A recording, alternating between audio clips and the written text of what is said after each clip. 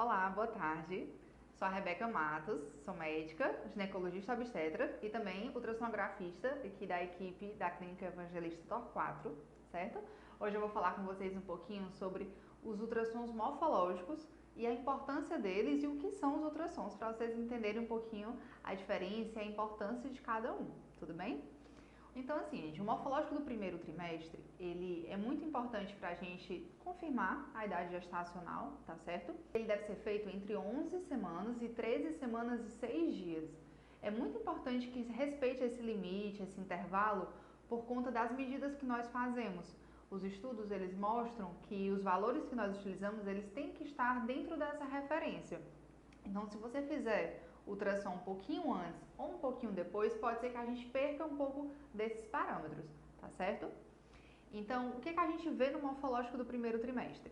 A gente olha algumas estruturas. Uma delas é o comprimento do bebê, né? Que é o comprimento cabeça-nádega. E a partir dele, a gente vai conseguir calcular as outras estruturas e os seus respectivos riscos.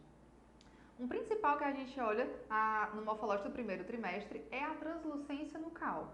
Então, a translucência nucal, a gente vê o acúmulo de líquido na região cervical posterior do bebê, na região do pescoço. E ela serve, quando ela dá aumentada, a gente suspeita de algum risco de algumas síndromes. A mais comum é a síndrome de Down, mas existem outras trissomias que a gente também vem a descartar nesse ultrassom morfológico, como a de Patau e a de Edwards. Além da translucência nucal, outras estruturas nós avaliamos que fazem parte do morfológico do primeiro trimestre, que é a presença do osso nasal, a regurgitação na válvula tricúspide do coração do bebê e o índice de pulsatilidade do ducto venoso no abdômen. E juntando todas essas estruturas, a gente consegue então calcular um risco dessa mãe de ter um neném portador de alguma síndrome genética ou não. Antes, quando se utilizava somente a idade materna e a idade gestacional, a detecção dessas síndromes era em torno de 30%. Mas com essas estruturas do morfológico, se aumentou para mais de 90% o índice de acerto em relação ao rastreio dessas síndromes genéticas. Mas só lembrando, pessoal, que o morfológico, ele trabalha mais com estimativas, probabilidades. Ele não é um exame de certeza, então não podemos dar um diagnóstico certeiro caso tenha alguma dessas estruturas que deem alteradas. Devem ser feitos outros exames para realmente confirmar se o bebê é portador de alguma síndrome genética ou não.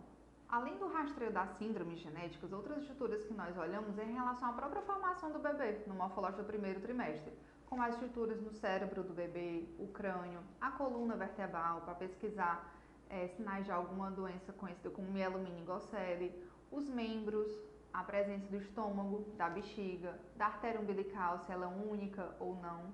Então, tudo isso nós conseguimos ver no morfológico do primeiro trimestre. E, por fim, também faz parte do morfológico do primeiro trimestre o rastreio de pré-eclâmpsia, que a pré-eclâmpsia é o aumento da pressão materna durante a gravidez. Então, no morfológico do primeiro trimestre, a gente consegue calcular esse risco, essa probabilidade por meio da medida das artérias uterinas. Então, não deixem de fazer esse exame super importante que vai influenciar toda a gravidez de vocês até o final.